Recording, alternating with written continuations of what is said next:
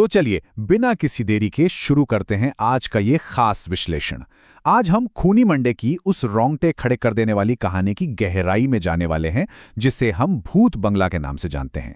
हम यहाँ सिर्फ कहानी नहीं सुनेंगे, बल्कि ये समझेंगे कि इस थ्रिलर का सस्पेंस आखिर बिल्ड कैसे किया गया है, एकदम स्टेप बाय स्टेप। अब सबसे बड़ा सवाल, आखिर कैसे एक बिल्कुल परफेक्ट रोमांटिक सरप्राइज ट्रिप एक ऐसे भयानक और कभी ना खत्म होने वाले खौफनाक सपने में बदल गई? यही वो एक सवाल है जो इस पूरी कहानी की नींव रखता है।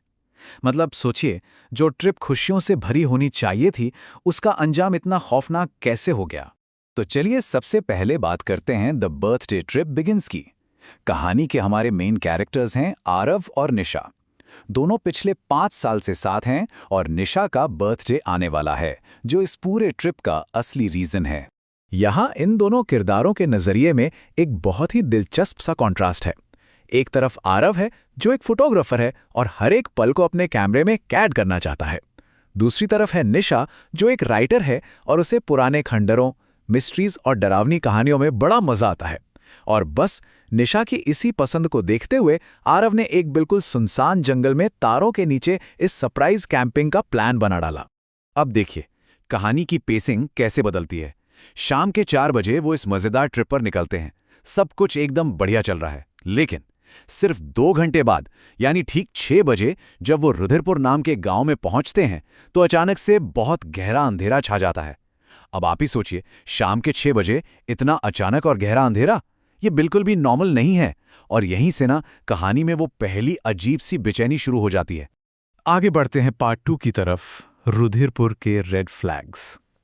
किसी भी अच्छी थ्रिलर में ना कैरेक्टर्स अक्सर उन साफ साफ चेतावनियों को बिल्कुल इग्नोर कर देते हैं जो उनके एकदम सामने होती हैं। और यहां भी कुछ ऐसा ही हुआ। रुधिरपुर पहुंचते ही जो नजारा था वो रोंगटे खड़े करने वाला था। गांव की सड़कें पूरी तरह सुनसान, कोई इंसान नहीं, हर घर के बाहर जलती हुई मशालें रखी हैं। और सबसे खौफनाक बात, हर घर का दरवाजा खून की तरह लाल है, जिन पर काले रंग से अजीब से मंत्र लिखे हुए हैं। मतलब ये सब देखकर किसी का भी दिमाग अलार्म बजा देगा कि भाई यहां से निकलो। लेकिन हमारे कैरेक्टर्स के सर्वाइवल इंस्टिंक्ट्स यहां बिल्कुल सोए हुए थे। और तभी एक बहुत ही डरावनी चीज होती है। आरव तस्वीरें ले ही रहा होता है कि अचानक लाल जोड़े में एक अजीब सी बूढ़ी औरत उसके कैमरे के ठीक सामने आ जाती है। और वो क्या कहती है? बंगले से बारात निकलने वाली है, जल्दी से छुप जाओ। ये कोई इशारा नहीं, एकदम सीधी वार्निंग थी। पर इससे पहले कि आरव कुछ समझ पाता, वो औरत लिटरली हवा में गायब हो गई, बिल्कुल छूमंतर। इसके बाद जो होता है वो साइकोलॉजिकल टेरर का मास्टरपीस है। दोनों को बिल्कुल अलग अलग चीजें महसूस हो रही हैं।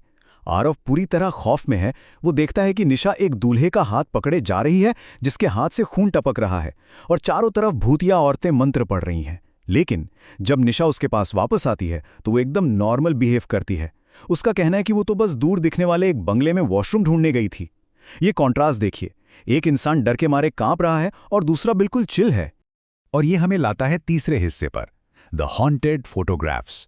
ये बहुत ही ब्रिलियंट तरीके से दिखाता है कि कैसे डर अब नेक्स्ट लेवल पर जाने वाला है। अब रात हो चुकी है और खतरा सिर्फ एक भ्रम नहीं रहा। रात में कैंपिंग के टाइम तस्वीरें खींचते वक्त एक बेहद खौफनाक सिचुएशन बनती है। कैमरे के लेंस से अगर देखो तो हर एक फोटो में निशा के ठीक पीछे वो खूनी दूल्हा खड़ा है, और हर फोटो के साथ वो और करीब आ रहा है। लेकिन जब निशा उन्हीं तस्वीरों को अपनी नॉर्मल आंखों से देखती है तो उसे सिर्फ बॉनफायर की बहुत ही खूबसूरत नॉर्मल तस्वीरें नजर आती हैं। जरा सोचकर देखिए उस खौफनाक अकेलेपन को। आरव के सामने साक्षात मौत खड़ी है और उसकी पार्टनर को इसकी भनक तक नहीं है। रात जैसे जैसे आगे बढ़ती है, चीजें और बिगड़ने लगती हैं। आरव जब कैमरे में गांव की तस्वीरें दोबारा चेक करता है तो हर लाल दरवाजे के बाहर उसे वही दूल्हा खड़ा दिखता है। और फिर टेंट के बिल्कुल बाहर से मंत्र पढ़ने की भयानक आवाजें आने लगती हैं। जब वो बाहर झांकते हैं तो दूर वो जो खंडहर जैसा बंगला था ना, वो अब तेज रोशनी से जगमगा रहा होता है, मानो वहां कोई बहुत बड़ा जश्न चल रहा हो। ये सब किसी भी इंसान का दिमाग खराब करने के लिए काफी था। खैर, इस बढ़ते हुए टेंशन के बीच चलिए बात करते हैं सेक्शन 4 की, द हॉरर मूवी इंटरमिशन, जहां हम इस कहानी के सोर्स मटेरियल में दिए गए एक छोटे से स्पॉन्सर ब्रेक को पॉप कल्चर के कॉन्टेक्स्ट में समझेंगे। असल में सोर्स मटेरियल में पीवीआर आइनॉक्स के सीजन ऑफ स्क्रीम्स का जिक्र है। ये हॉरर फैंस के लिए एक खास वॉच लिस्ट है। इस लिस्ट में रेडी और Not, Bhoot Bangla, Evil Dead Rise, The Mummy और द हुकुम जैसी फिल्मों के नाम हैं। हॉरर के इस महीने को एंजॉय करने का ये एक काफ़ी इंटरेस्टिंग तरीका है। इस प्रमोशन में एक खास चीज और है, और वो है नंबर 3। बताया गया है कि जो लोग इस लाइनअप की पहली 3 फिल्में देखेंगे, उन्हें कॉम्प्लीमेंट्री ड्रिंक और पॉपकॉर्न का कॉम्बो मिलेगा। चलिए, ये तो रही हॉरर फिल्मों की बात।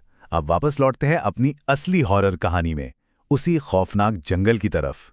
अब हम आते हैं सेक्शन 5 पर, ट्रैप्ड इन द बैंगलो।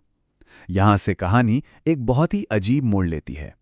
अगले दिन सुबह आरव रात की सारी खौफनाक बातें भूल चुका होता है, और शाम को वापस आते हुए जब उन्हें वो जगमगाता हुआ बंगला दोबारा दिखता है, तो वो दोनों उसके अंदर जाने का फैसला कर लेते हैं। बंगले के अंदर का नज़ारा सच कहूं तो एक बहुत बड़ा धोखा था। पूरा इंटीरियर किसी शानदार राजमहल की तरह सजा हुआ, चांदी की थालियों में 56 भोग परोसा गया है, लेकिन वहां एक भी इंसान मौजूद नहीं था। एकदम सन्नाटा। और सबसे अजीब बात यह थी कि इतने लजीज खाने के बावजूद पूरे बंगले में सिर्फ सड़े हुए मरे हुए फूलों की तेज गंध आ रही थी। ये साफ साफ एक जाल था, जो आंखों को तो खूबसूरत लग रहा था, पर असल में मौत का बुलावा था। और फिर ये जाल पूरी तरह से बंद हो जाता है। अचानक भारी भरकम दरवाजे अपने आप जोर से बंद होते हैं। वही खूनी दूल्हा हाथ में एक सूखी हुई वरमाला लिए सीढ़ियों से नीचे उतरता है। आरव चाहकर भी हिल नहीं पाता, वो पैरालाइज हो चुका है। निशा की आंखें पूरी तरह सफेद हो जाती हैं, जैसे उस पर किसी आत्मा ने कब्जा कर लिया हो। वो दूल्हा निशा को वरमाला पहनाता है और जबरदस्ती फेरे पूरे करता है। जैसे ही फेरे खत्म होते हैं, एक बहुत दर्दनाक चीख गूंजती है। घुप अंधेरा छा जाता है और निशा समेत सब कुछ बिल्कुल धुएं की तरह गायब हो जाता है।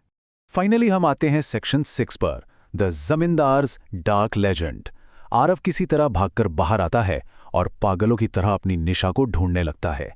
तभी उसे एक पेड़ के नीचे वही लाल साड़ी वाली बूढ़ी औरत मिलती है, और यहां से कहानी की सबसे डार्क बैक स्टोरी सामने आती है। वो बूढ़ी औरत एक बहुत ही भयानक सच बताती है।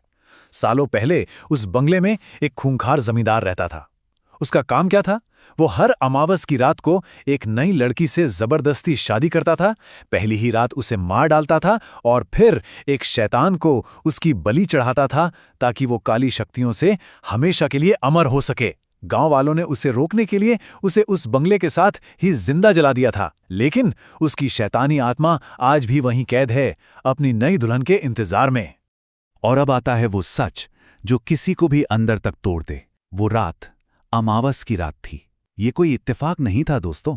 निशा को शैतान ने पहले ही चुन लिया था, और जो एक बार उस बंगले की दुल्हन बन जाती है, वो कभी वापस नहीं आती। ये रियलाइजेशन कि आरव ने अनजाने में ही सही अपनी ही गर्लफ्रेंड को उस राक्षस के हवाले कर दिया, ये सचमुच दिल दहला देने वाला है। तो इस पूरी कहानी को इतनी गहराई से समझने के बाद एक बहुत बड़ा सवाल हमारे सामने आता है।